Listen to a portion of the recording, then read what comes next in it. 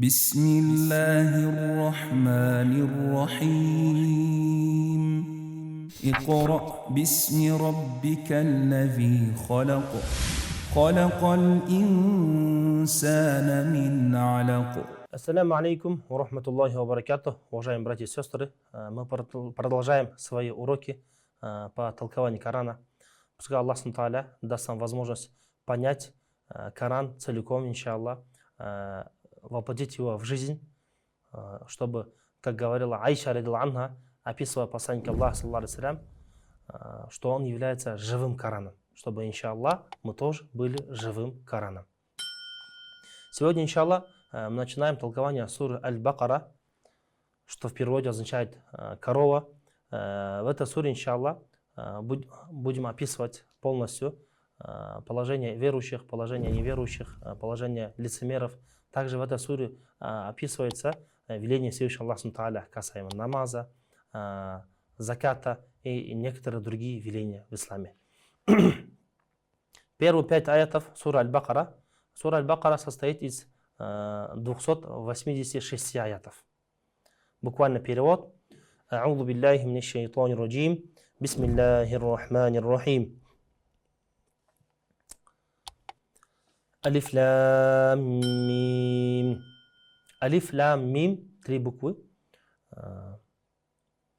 ذَلِكَ الْكِتَابُ لَا رَيْبَ فِيهِ هُدًى لِلْمُتَّقِينَ. Это книга, в которой нет сомнения, является верным руководством для богобоязненных. الَّذِينَ يُؤْمِنُونَ بِالْغَيْبِ وَيُقِيمُونَ الصَّلَاةَ وَمِمَّا رَزَقْنَاهُمْ يُنْفِقُونَ. Это те, которые уверовали в сокровенное, а также выстаивать намаз и расходуют из того, чем мы их наделили. وَالَّذِينَ يُؤْمِنُونَ بِمَا أُنْزِلَ إِلَيْكَ وَمَا أُنْزِلَ مِنْ قَبْلِكَ وَبِالْآخِرَةِ هُمْ يُوقِنُونَ. Это те, которые уверовали во все то, что ниспослано тебе, о пророк Мухаммад, и во все, что ниспослано до тебя. Также они убеждены в вечной жизни. «Уляика аля худам мир раббихим, ва уляика хумуль муфлихун». Именно они следуют руководству от их Господа, и они преуспевшие. Садак Аллаху аль-Азим. رب اشرح لي صدري ويسر لي أمري واحلل عقدة من لساني يفقهوا قولي واجعل لي وزيرا من أهلي. Уважаемые братья, иншаллах, если мы вкратце перейдем к толкованию этих аятов, мы попытаемся довести, хотя мы, конечно, не способны полностью донести весь смысл Корана, полноценно даст перевод, значение, но мы постараемся, как передали нам ученые, толкователи Корана, как разъяснял нам посланник Аллаха Мухаммад саллаллаху алейхи ва саллям, толкуя Коран. Первые 3 буквы алиф лам мим, уважаемые братья, их называют хуруфуль мукаттаат, то есть это те буквы, которые отдельные буквы, разрозненные буквы, иначе говоря, определенное значение, по мнению некоторых ученых, они не имеют, но есть существует мнение других ученых, которые говорят, что эти аяты, эти хуруф, то есть эти буквы, они имеют определенное значение. Разошлись во мнениях толкователей Корана. В общем, как мы сказали, их называют хуруфуль мукаттаат, то есть отдельные. Часть ученых говорят что Аллах Субхану он не раскрыл смысл этих аятов, потому что значение этих букв, поэтому людям неизвестно значение этих букв, и значение их истинно известно лишь Всевышний Аллах Субхану. Это мнение передает имам Куртуби рахимахумуллах.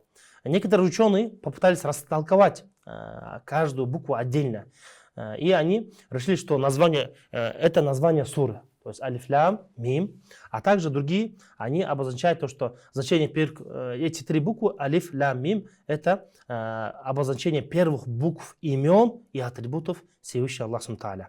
И в этом аяте говорится, согласно такому толкованию, алиф это Аллах Субхану, обозначает имя Аллаха Субхану, лям латиф это тоже одно из имен Всевышнего Аллаха Субхану, а мим это маджид, тоже одно из имен Всевышнего Аллаха Субхану. Буквально все эти 3 буквы это имена Всевышнего Аллаха Субхану. Существует также мнение ученых, которые говорят что под буквой алиф имеется в виду Аллах Субхану, Лям это Джабриль алейхиссалям, а мим это Мухаммад саллаллаху алейхиссалям. Аллах субхану передал свой Коран, свои священные слова посредством Джабриль алейхиссалям нашему пророку Мухаммаду саллаллаху алейхи вассалям. Вот такое имеет значение эти буквы. Другая часть ученых, среди них есть имам Ибн Касир, также Замахшери рахимахмуллах, они сочли, что эти буквы указывают на уникальность Корана, неподражаемость Корана. С арабского называется и'джазуль Кур'ан. И'джазуль Кур'ан. То есть люди не смогут сочинить подобные аяты, используя те же буквы. Потому что Аллах Субхану это его слова. И здесь идет и'джазуль Кур'ан, неподражаемость и уникальность Корана.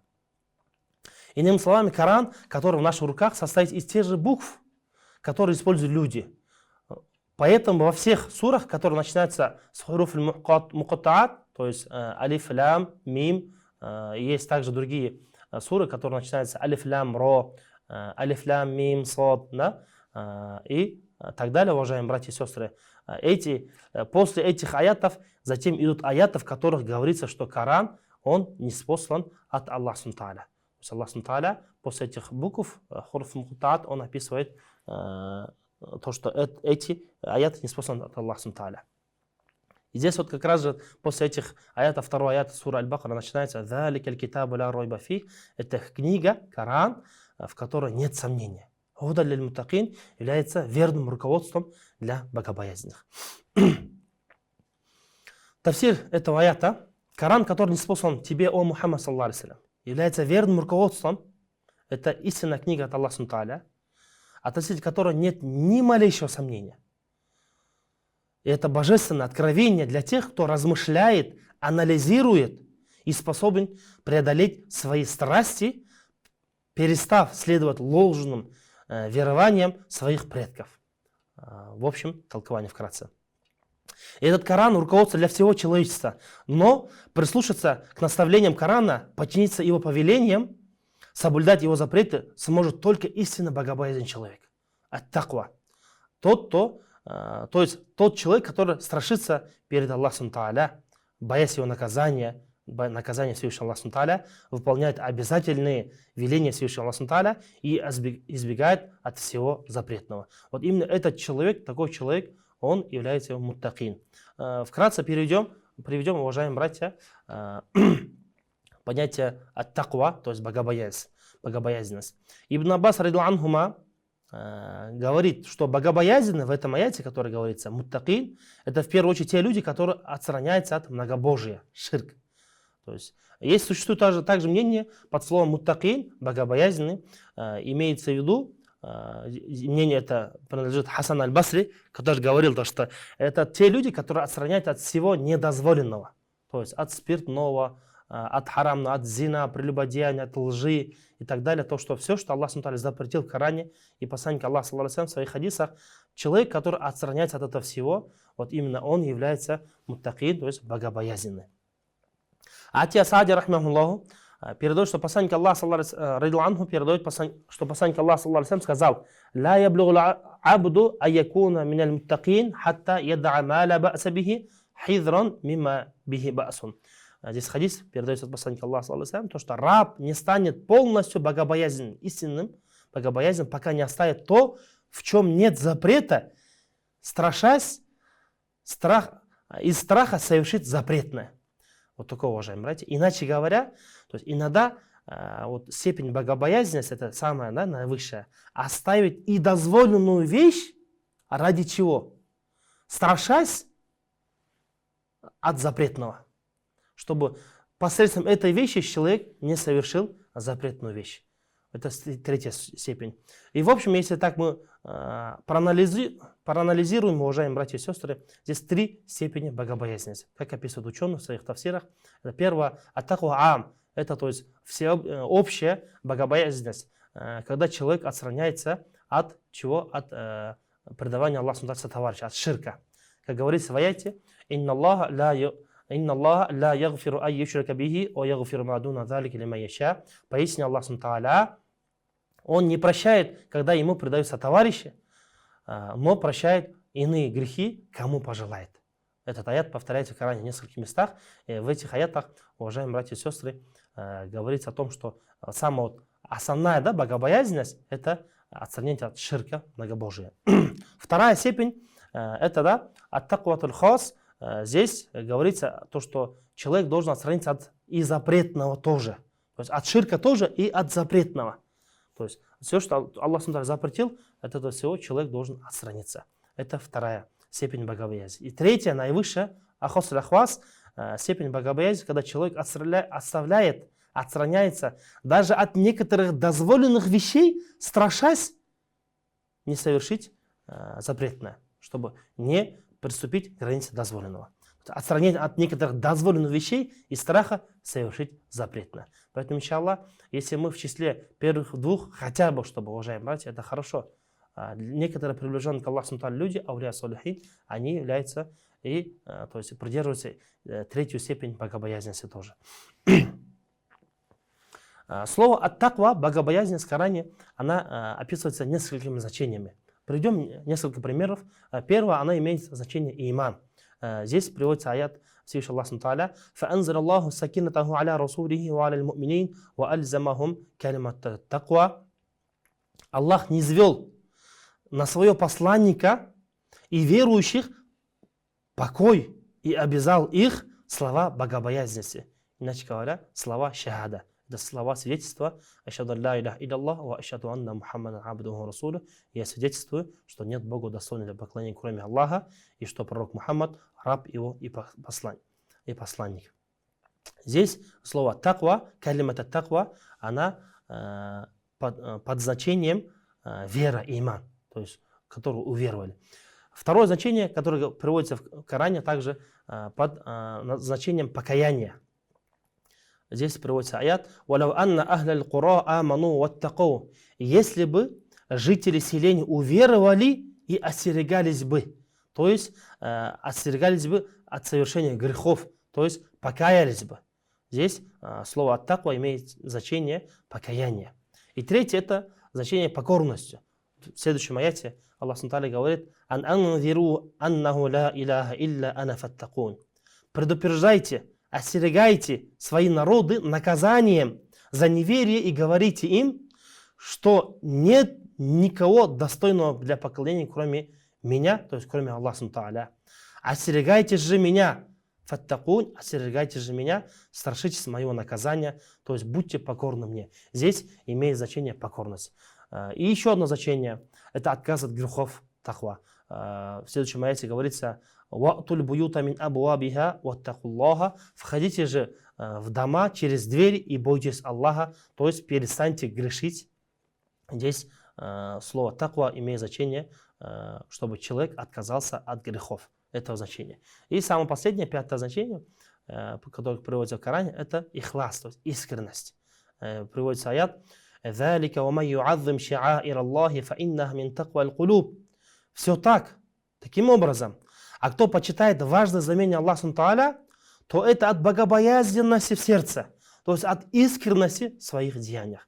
Здесь слово ат-таква имеет значение искренности. Но если мы, уважаемые братья и сестры, задумаемся, то каждый верующий, он должен иметь все эти значения в себе. То есть муттакид, богобоязненный перед Аллахом Тааля человек, он должен иметь все эти ниже следующие значения в своей жизни. Тогда, иншаллах, этот человек, он будет достоин похвалы перед Аллахом Тааля, великая награда его ждет. Следующий аят, Аллах Тааля говорит: «Алладина ю'минуна бил гайби ва юқимуна ас-салата ва мимма разакнахум юнфикун». Это те, которые веруют сокровенно, тайное, полноценно, выстаивают свои намазы, выстаивают намаз и расходуют из того, что мы их наделили. Тафсир вкратце. Аллах Субтитры говорит, чтобы у человека было качество, да? Это те, которые веруют в тайное, то есть загробный мир. Верят в то, что они не видели своими глазами, то, что неощутимо, то, что скрыто от их восприятия. Это воскрешение после смерти, это рай, ад, это спрос перед Аллахом Субтитры, это массират, отчет за каждое свои деяния, поступки, и о чем было сообщено Всевышнему Аллаху Тааля в Коране, а также посредством хадисов нашим посланником Аллаха, саллаллаху алейхи вассалям. Согласно мнению имама Джарира ат-Табари, речь в этом аяте идет о людях, которые проявляют веру сокровенно в словах, убеждениях и действиях. То есть их вот именно уверование в тайное должно быть не только в словах, но и своим действием и убеждением тоже, уважаемые братья. Это значит, человек, он говорит языком, что верит, при этом он верит искренне и в душе тоже, и проявляет это все в своих поступках, то есть поклонение айбадат. Но как вера в сокровенно может проявляться в поступках человека, уважаемые братья? Если зададимся таким вопросом, Всевышний Аллах Тааля нам во второй части аята сказал, совершая намаз.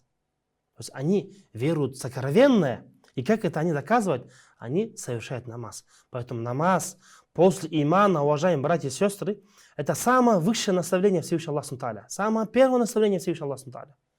Как говорится в хадисе, фаркуль му'мини валь кафири тарку саля. То есть различие между истинно верующим и неверующим – это оставление намаза. Поэтому, уважаемые братья и сестры, если мы еще не начали читать намаз, обязательно мы должны читать намаз. А слова тех братьев и сестер, которые говорят то, что я не пью, я не употребляю спиртное, я не грешу, я не совершаю прелюбодеяние, я не лгу, при этом я не совершаю намаз. Как бы мое сердце чисто, и моя совесть перед Аллахом чиста. Часто мы слышим от наших некоторых знакомых такие слова. Увы, этими словами не откупиться от веления Всевышнего Аллаха Тааля. Все равно, насколько вы бы не были богобоязненными, ваша богобоязненность, она проявляется посредством айбада, поклонения. Поэтому мы должны выстаивать намаз. Не просто читать, а выстаивать. Поэтому в этом слове употребляется в этом аяте ахкома, то есть выстаивание. Иншаллах, будем стараться воплотить намаз. Как говорят некоторые ученые, польза намаза. Больше 12 тысяч польз состоят в намазе, уважаемые братья. Поэтому, иншаллах, давайте выстоим намаз должным образом, полноценно.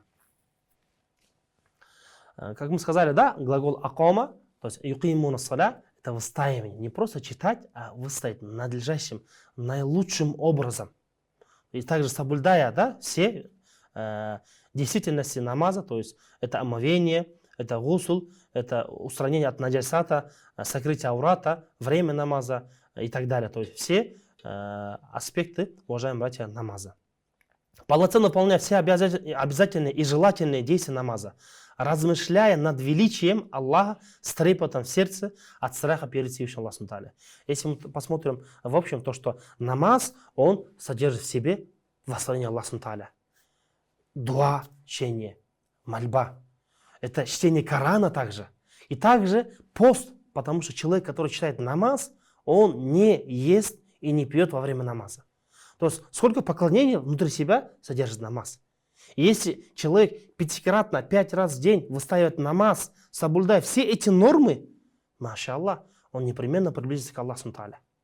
Поэтому нам, чтобы приблизиться к Аллаху Тааля, чтобы мы были истинно богобоязненны, непременно нам нужно выстаивать намаз, стараться постоянно улучшать свой намаз, уважаемые братья. Следующая часть. И расходуют они из того, чем мы их наделили. Это тоже немаловажная часть. Другое качество истинно верующих – это не просто выставление намаз, но и выплата заката, садака. То есть они расходуют из того, что мы их наделили. Помогая бедным, нуждающимся. К этому относится, как мы сказали, это выплата обязательно заката. А так и желательно милостная фитр садака и просто садака. И все виды праведного расходования на пути Аллаха Тааля. Поэтому, иншаллах, если человек уверовал своим языком, он совершает благие деяния своим телом, читает намаз, постится, и он также должен не забывать и расходовать из имущества, которое Аллах Тааля поделил. То есть посредством своим богатством он тоже восславляет Аллаха Тааля, он тоже поклоняется. Это немаловажная часть, уважаемые братья, богобоязненности каждого верующего. Ибн Касир, рахмахуллаху, пишет, очень часто в Коране Аллах Тааля, он упоминает намаз вместе с закатом. Если я не ошибаюсь, в 76 местах Аллах Тааля говорит: «Акимус саля ва ату зака», выстаивайте намаз и выплачивайте закат. То есть таким образом, то есть, какая важность этих двух вещей? Посредством намаза человек совершает поклонение ибадат своим телом, а посредством заката поклонение своим имуществом, уважаемые братья. Говорит об этом Ибн Касир, рахимахмуллах. То здесь человек должен в себе включать убежденность в единственности Аллаха, таухид, его восхваление, его возвеличивание и преклонение перед ним. То есть поясной поклон, земной поклон, сажда руку, мольбу к нему и упование на него. Также расходование из имущества – это помощь творениям, благам, которые Аллах одарил этого человека. И наиболее достойна этого семья, в первую очередь, уважаемые братья. То есть кому нужно расходовать? Это нашим семьям. Как говорил посланник Аллаха, наилучшая садака, которую человек расходует на пути Аллаха, это садака, которую он дает своей семье. Поэтому, иншаллах, в первую очередь нужно расходовать в своей семье, уважаемые братья и сестры. Это наилучшая садака. И иногда некоторые братья, они, когда они тратят ради своей семьи, они жалеют, они скупятся. Нет, уважаемые братья. Наилучшая садака, как передал посланник Аллаха, это то садака, который человек дает расходу ради своей семьи. А потом уже близкие родственники. Это братья, это родители также. Если человек, он не забывает о своих родителях, о своих братьях, сестер, помогая им, своих близких родственников и своих дальних родственников, это тоже наилучшая садака. Также, уважаемые братья, это и соседи тоже. Это близкие соседи и знакомые люди уже.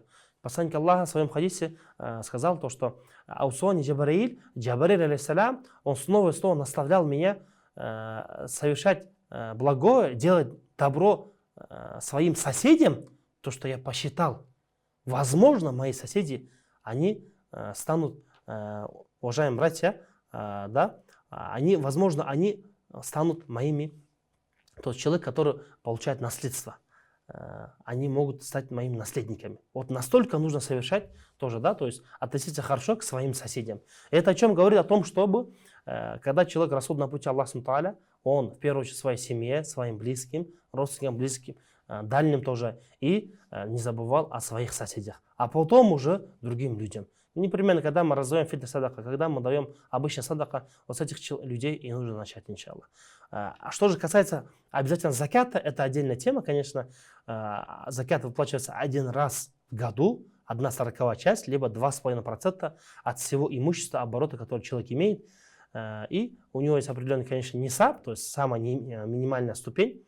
Как в этом году у нас описали, это 85 граммов золота, около 750 тысяч, сумма, если сумма в пределах. У кого оборот выше этого, помимо его каждодневных расходов, долгов, то он, иншаллах, непременно должен один раз в году выплачивать закят, 1/40 часть от своего имущества, либо 2,5%. Это отдельная тема. Вкратце, то, что Аллах в этом аяте сказал, то, что они расходуют это качество верующих из того, чем мы их наделили, заключает в себе и это значение.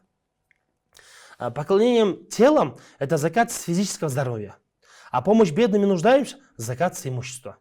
То есть само слово закат означает то, что это очищение. Буквально очищение тела человека и очищение его имущества. В этих аятах Всевышний Аллах Тааля учит верующих приоритетам, которые должны определять жизнь истинного богобоязненного человека, мусульманина. Вероубеждение акида, поклонение айбадат. Две вещи, которые должны быть в жизни каждого верующего. И степень совершенства этих двух аспектов жизни верующего определяет степень его совершенства перед Аллахом Тааля. Иначе говоря, насколько он богобоязнен, насколько он больше совершает намаз, больше он расходует на пути Аллаха Тааля, тем он выше в степенях перед Аллахом Тааля, тем он ближе к Аллаху Тааля, уважаемые братья. Вкратце, тафсир этого аята. Если мы перейдем в тафсир следующего аята. وَالَّذِينَ يُؤْمِنُونَ بِمَا أُنزِلَ إِلَيْكَ وَمَا أُنزِلَ مِنْ قَبْلِكَ وَبِالْآخِرَةِ هُمْ يُوقِنُونَ. Они верят во все то, что ниспослано тебе, о Мухаммад, и то, что ниспослано до тебя, а также они убеждены в вечной жизни. Ибн Аббас, радиллаху анхума, объяснил этот аят следующим образом. Они верят тебе, Мухаммад, саллаллаху алейхи вассалям, в то, что ты передаешь от Аллаха Тааля, и в то, с чем приходили посланники до тебя, о пророк Мухаммад. как пророк Муса, алейхиссалям, Иса, алейхиссалям, Ибрахим, алейхиссалям, Дауд, алейхиссалям и другие пророки, которые описываются в Коране. Не делая различия между пророками и не отвергая одного от другого, как это делают христиане либо иудеи. Мы, верующие мусульмане, мы, уважаемые братья и сестры, веруем во всех пророков. И мы почитаем каждого пророка. Мы признаем Иисуса, алейхиссалям, уважаемые братья, Муса, Моисея, да? И всех других пророков, уважаемые братья. То есть между ними мы не делим. В этом есть тоже суть, уважаемые братья, веры. И суть этого аята тоже заключается в этом. Как говорит Ибн Аббас, радиллаху анху. Мусульманин обязан верить во всех пророков. Точное количество их не указано, но по мнению некоторых ученых, их количество больше 124 тысяч. Больше, не точно, а больше. Такое число приводят ученые в своих тафсирах. Мы не разделяем их и не отвергаем никого из этих пророков. И это одно из условий действительности веры. Такое же, как и вера в священные книги. То есть это 4 священные книги: Коран, Торат, Забур и Инджил. Ниспосланы до Корана тоже. Священные книги, мы также в эти книги и верим. Но отличие предыдущих книг от Корана, уважаемые братья, в том, что Аллах Субхану дал обещание: «Инна нахну наззальна зикра, ва инна лаху лахафизун». Поистине мы ниспослали напоминание, Коран, и мы его непременно сохраним. То есть за судного дня Аллах Субхану сохранит Коран без изменений. Вот как он был ниспослан во времена посланника Аллаха, саллаллаху алейхи вассалям, так и сейчас он без изменений, уважаемые братья, сохранился до нас. Что же касается Таврата, Забура и Инджил, то некоторые люди, христиане, иудеи, они изменили некоторые веления, некоторые аяты, которые приводятся в этих священных книгах. В прежние книги люди внесли некоторые искажения, однако все они сейчас, наряду с шариатом, законом предыдущих пророков, отменены. Вот чтобы понимали люди, когда говорят то, что мы верим во все священные книги, Таурат, Забур, Инджил и Коран, то человек он должен понимать то, что так же, как и Конституция, она действует в определенное время. Аллах Субхану тоже, он дал шариат, некоторые веления, которые действовали в свое время. То есть если Забур, да, был ниспослан Дауду, алейхиссалям, и он действовал в свое время, пророки, которые жили в это время, они руководствовались именно Забуром, этой книгой, то уже после того, как ниспослалась следующая книга, уважаемые братья, Торат, уважаемые братья и сестры, тоже некоторые веления, они уже были отменены Забуром. А после ниспослания Инджила отменены некоторые веления, которые были в Таурате и Забуре. А когда уже ниспослан был Коран, уже все веления некоторые, которые заключаются в предыдущих книгах, уважаемые братья, в священных книгах, они были отменены. Это не говорит то, что Аллах Субхану просто взял и отменил. В общем, суть этих книг – это призыв к единобожию. К единобожию, чтобы человек, он не предавался товарищу Аллаху Субхану, не поклонялся иным божествам, наряду с Аллахом Субхану. А некоторые веления, уважаемые братья, да, они были отменены. Такие, например, как христианам было дозволено спиртное, было дозволено, свинина была дозволена, но верующим свинина Аллах Субхану запретил, спиртное он запретил Аллах Субхану. Некоторые веления, которые были в других шариатах до нас, Аллах Субхану, который дозволил, он уже веления эти отменил и дал другие веления. Поэтому, иншаллах, такое понятие. Всем тем людям, которые живут сейчас, они уже должны уверовать, последовать Корану, последнему пророку Мухаммаду, саллаллаху алейхи вассалям, уже и оставить те книги, которые они раньше они придерживались. Потому что в этих книгах были некоторые искажения и некоторые веления, Аллах Субхану отменил их. А самое последнее, «Инна динна инда Аллахи ислам», поистине принята религия перед Аллахом Субхану, это религия ислам. И самое последнее, вот как бы конституция буквально, да, руководство человека, это Коран, который должен руководствоваться. И все те люди, которые живут сейчас, будь он по нации, да, евреем, либо будь он христианин, и будь он другим человеком, какой бы расы ни был, они должны руководствоваться именно Кораном, уважаемые братья и сестры. Также в конце этого аята говорится слова Всевышнего Аллаха Субхану, и они убеждены в вечной жизни. Означает веру в воскрешение после смерти, веру в судный день, отчет перед Аллахом Субхану, весы деяния, рай и ад и так далее. То есть в это все человек он должен верить непременно. Некоторые люди задают такой вопрос, то, что а кто туда сходил? А кто там видел? часто люди, да? Тем самым они как бы сомневаются в словам посланника Аллаха, саллаллаху алейхи ва саллям, сомневаются в все, что описывается в Коране. Ведь Коран сам за себя заступается, и отвечает уже на эти вопросы. Ясно и четко. И посланник Аллаха, саллаллаху алейхи ва саллям, когда вознесся в Мирадж, ночь предопределения, да, Лейлат аль-Кадр, уважаемые братья, ночь Мирадж, точнее, посланник Аллаха, саллаллаху алейхи ва саллям, вот он и побывал там. Аллах субхану показал ему и рай, положение рая, и ад тоже, положение неверующих. Он показал мучение тоже в могиле, показал степени в раю, весь ахират, иной мир загробной жизни. А посланник Аллаха, он, садукуль амин, он правдивый, уважаемые братья и сестры, и он рассказал нам посредством хадисов, то, что описание рая, описание могилы, описание джаханнама, описание судного дня, сират, и в эти все вещи, если мы даже их не видим, мы не можем осязать их, мы должны уверовать. Вот это и есть качество верующего, уважаемые братья и сестры. Ведь вера в вечную жизнь – это тот фактор, который мотивирует мусульманина воплощать свою веру в делах, живя так, как предписывает шариат, ища удовольствие Аллаха Субхану. Если человек, он знает, что завтра, рано или поздно, ему нужно будет отвечать за каждое деяние, поступок, как говорится в аяте, кто совершил пылинку зла, пылинку добра, он непременно получит воздаяние. Кто совершил пылинку зла, он непременно получит за это тоже наказание. То есть ни одно деяние будет скрыто, каждое деяние, за каждое деяние нам придется отвечать перед Всевышним Аллахом Субхану Тааля. Следующий аят, Аллах Субхану Тааля говорит: они следуют руководству от их Господа, и они преуспевшие.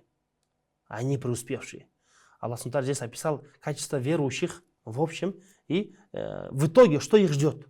То, что они на верном руководстве, на верном пути от их Господа, и они именно преуспевшие в этом мире и в мире ином. Те, кому присущи названы в предыдущих аятах качества, уважаемые братья и сестры, это верующие, они являются истинно верующим, сокровенно, полноценно совершающие намаз, расходующие на благие цели то имущество, которым их наделил Аллах Субхану Тааля, а также верующие во все, что было неспослано посланнику Аллаха, саллаллаху алейхи ва саллям, и посланникам до него, жившим, и убеждены в существовании вечной жизни. Вот они следуют верному руководству от их Господа и свету истины, дарованному их Господа. Вот именно. То есть их итог, в конце концов, будет вот таким. И они обречи счастье. То есть счастье в этом мире и в мире ином, загробной жизни. Аллах Субхану Тааля успокоит их сердца. В мире ином Аллах Субхану Тааля их ведет в джаннат, иншаллах, без суда и следствия, иншаллах. То есть если он будет полностью соблюдать все каноны шариата, уважаемые братья. Также Аллах Субхану Тааля обрадует их раем, скажет им то, что я вами сегодня доволен и никогда впредь не буду на вас злиться, не буду вами недоволен. Вот это объявление Аллаха Субхану Тааля в раю услышит каждый верующий, иншаллах, то, что они там будут вечно, их никто оттуда не выгонит, и не будет никаких мучений, никаких страданий, наказаний, испытаний уже впредь, когда человек окажется в раю. Поэтому из-за этого, иншаллах, мы должны стараться воплотить все эти веления, наставления Аллаха Субхану Тааля в нашу жизнь.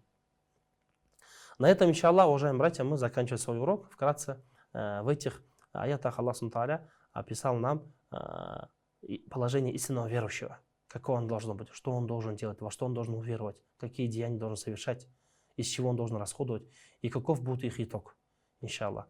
И после этого уже человек, он успокаивается, потому что он нашел своего Господа, он знает, он воплощает в свою жизнь веление Всевышнего Аллаха Субхану Тааля, и он знает, рано или поздно, за каждое деяние ему, иншаллах, воздастся полноценно. Пускай Аллах Субхану Тааля укрепит нас в религии, сделать нас истинными верующими, истинными богобоязненными людьми. Субханак Аллахумма бихамдик, нашхаду ла иляха илля анта, настагфирука ва натубу илейк. Ассаламу алейкум ва рахматуллахи ва баракатух.